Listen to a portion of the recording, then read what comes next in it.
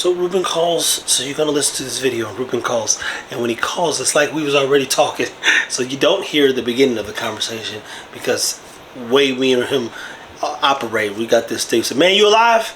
And then we get right to it, but for the most part, he calls it, Trevor, what you're doing is very good, and he talks about jaundice and other things your puppy can acquire, which is why the sun is so important, and it being so important, even the babies, human babies, and back in the day, they would use the sun to help treat babies who had jaundice, amongst other things, which is why UV, aka UVC, UVA, and UVB for dogs is so important. So as always, take care of your dogs. Hopefully you learned something. Stay tuned and listen to what Ruben has, how he breaks down all the things that our pups and your dogs more than likely need as they go through these next 8 to 14 plus weeks of development.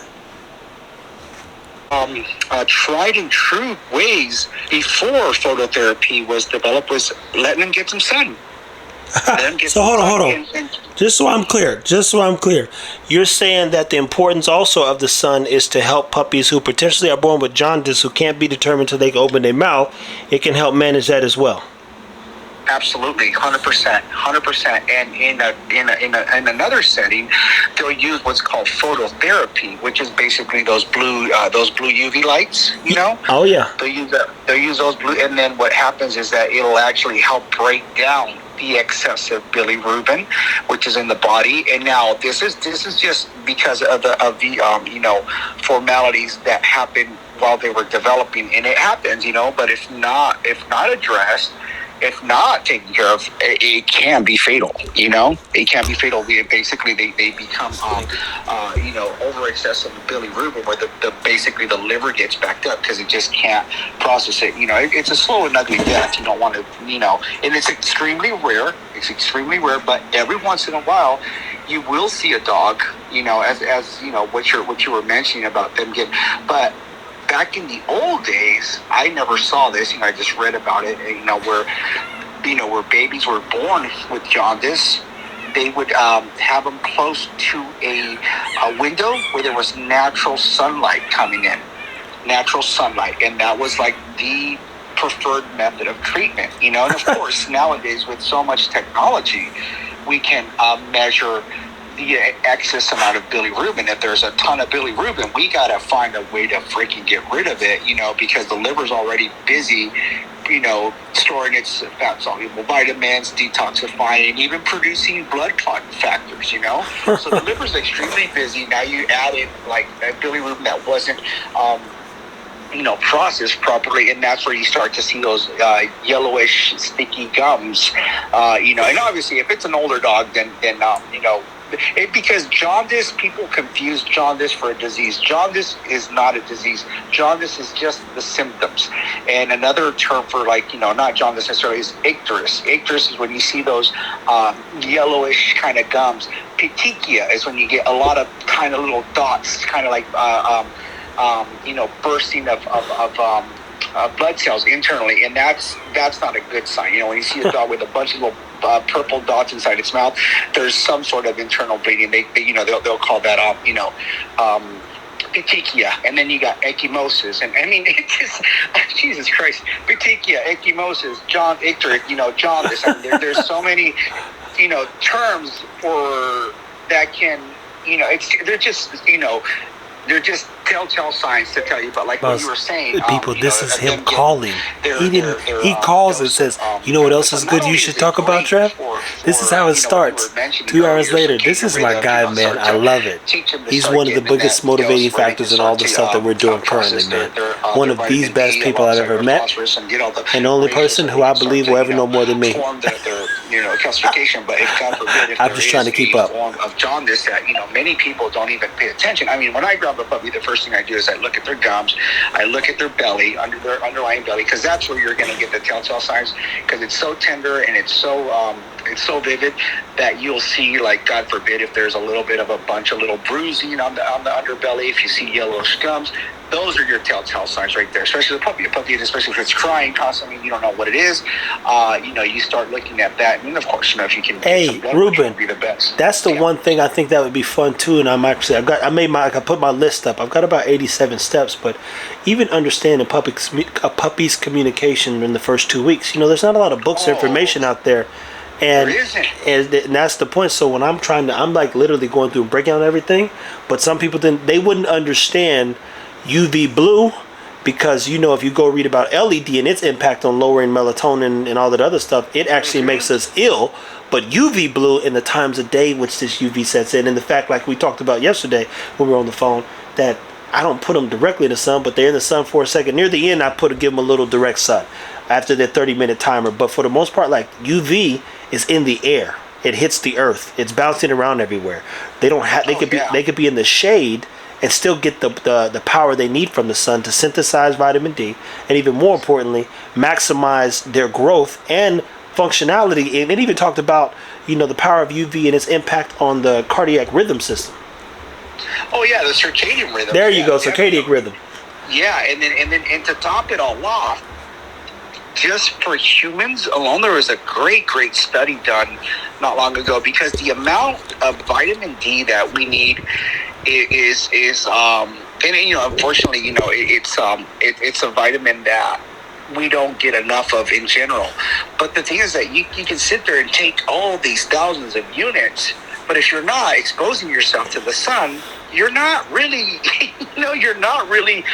this study was done, I can't recall what part of Europe, where people suffer from what they call, the acronym is SADS, SADS, and it's a seasonal adverse depression, symptom.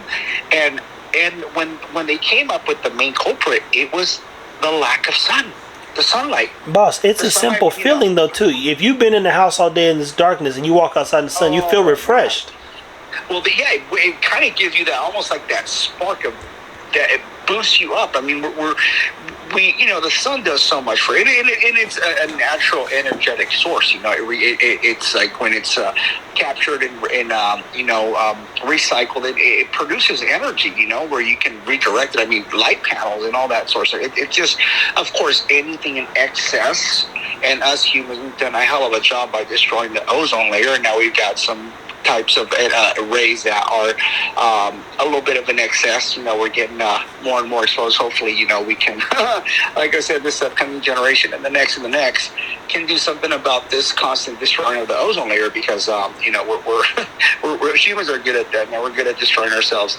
But long story short story long, that's something that's also I think could be reiterated, especially in terms of people. It's more common. Believe it or not, it's more common in children than it is in dogs. But right away, when you see a puppy and you see those yellowing of the gums, some people might not even know what the hell it is. Hey, you just informed them, Ruben, and look, you said let them know we've recorded this whole conversation, so I'll be cutting parts of it.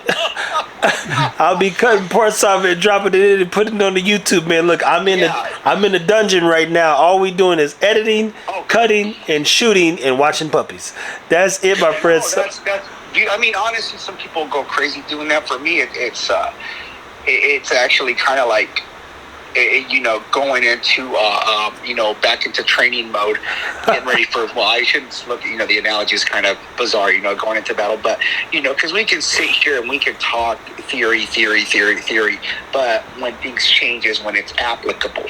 When is it applicable? Okay, this is, and so like when I see your videos, there's some stuff that's so deep down in there, the subconscious, that that idea of you putting that whiskey wash on that sprinkler, that was genius, man. Yeah, I'm not about to hold it all day. I told them, I said, hey, I think Hunter went by.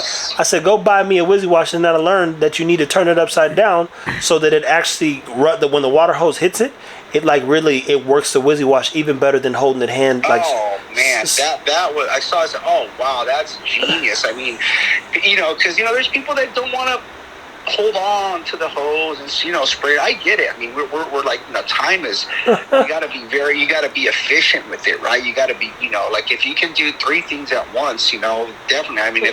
I mean, you sit there, wishy wash, you go out there, you clean out the pen. I mean, it's a whole, so many things. It's creating those protocols though, so like they all know, hey guys, in the morning, in the afternoon, let's get the poop picked up in the front yard because that's where Zara's going. And that's the part too, even about parvo. Well, my next video here in a second will be, guys, let me be very clear, because everybody's like, what about parvo? And I'm like, listen, do you understand that you could touch a fucking dog and walk in and kill all your puppies? They're your puppies, man. It's a vector. It's a vector. It's not as easy.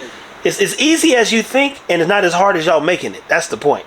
Yeah, I mean, a simple inanimate object like your shoes. I mean, your hands are biological, but still, it actually, by it being biological, gives it a more of a higher rate of survival. So anything like that. So I mean, it feels a little, but I don't do it anymore. But like if when I lived in Hayward, if somebody wanted to come and see what is that? Is there a crying sound? It's like someone's yelling, huh? Some kids are playing, but I would have them wear booties and gloves. If you ask Jamar, because I literally told him, I said, guys, if there's gonna be people coming down there, we getting booties and everything, because this is Hunter's house and he's allowing us to use it. And of course, he's a kennel partner, but some people want to come in and out the garage, and even I stopped his brother. I said, hey, shoes off, bro. Everybody's shoes off. We barefooted, and we got Lysol bleach. Everybody wipes their shoes down, and then we clean the bottom of the container that I put the puppies in to get them some sun in the morning. I tell them, I said, in 5 days, we'll know. But the point that you're making, which is the point that I think people don't understand, is we're as good as our ability to apply the information we're applying. The theories are beautiful, but when I show you this in action, I have to live with the consequences, which I can live with. I said, but what I can't do is just hope for the best. We're gonna do the work. Yeah, no, exactly. I mean, another thing I would recommend, instead of diluting it, bleach is great and everything. Tractor Supply, I'm sure carries it. It's called Novasan or chlorhexidine. They sell it by the gallon. So, get a couple of spray bottles, Yeah. And the dilute, don't quote me on this. I'd have to go, because I know it's a quaternary ammonium compound. I want to say I think it's a 1 to 10 ratio. So if you buy a gallon, you got. So that's also something that we use in surgery to prep our patients. We'll have like gauze already dipped, like a big chunk of gauze. Hey, I'm gonna go get it. You just told me, because the pesticide thing that you can pump and then spray. That's a prime thing to do another video with, man. Oh man, yeah. I mean, it's so. I mean, if anyone that starts tuning in and you start, because you're already on the rampage by making videos, you're just gonna, draw. And I'm not a believer in holding back information, but. So somebody asks me, I answer, right? It's like, if I have the answer. Sometimes I don't have the answer, or maybe I forgot, or something that we covered I didn't pay attention to, and it's impossible to know everything. It really is. It really, really is. It's and that's the beauty that we get to go and just do another one. Like if I get it, like I had a day's media planned out, but I woke up to a question about the dogs and what about parvo. Then I'm like, okay, let's talk about parvo today, and then I'll come back to the IUs and the UVs in the sun and why we're missing so much. And I think I was talking to a guy the other day, and we was talking about locomotion, for instance. I said, first of all, bro, why do you think this is not? But basically, we got to the point where he doesn't understand the impact of the spine on both the dog and a human. I said, all your information starts and ends there. I said, think about this. Nowhere in fitness and really in the world do they talk about the spine, but what really hurts on your back? It's the spine, my friend. That's where all the nerves are. Like that's like the central base. The brain is sending out the signals, but the spine,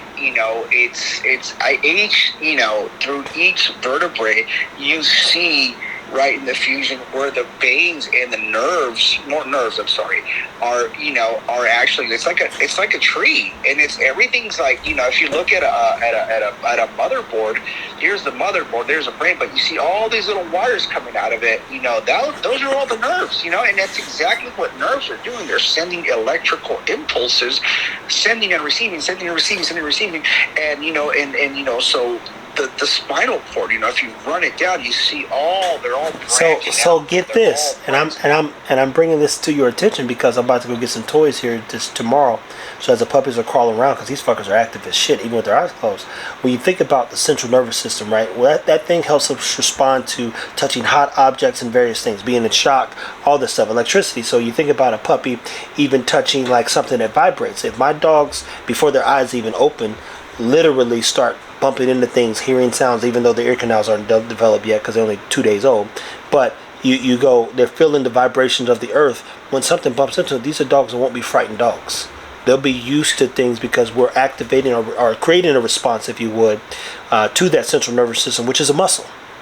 You'll see that, you know, not going to mention names, but you see that endlessly.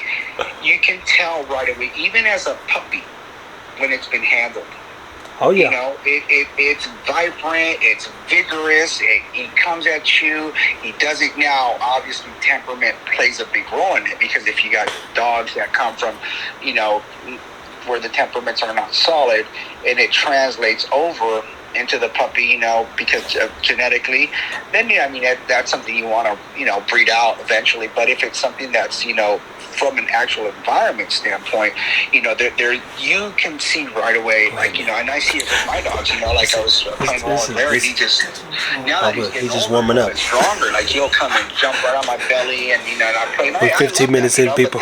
This is the warm up. You know, like, you know, right now, I'm gonna cut this off and show you at the end what the call looked like, but get some pictures, and then he's on mute. Well, I'm on mute, but this is the warm up. You understand? Fight, you know, like an actual, you know, and I'm watching, and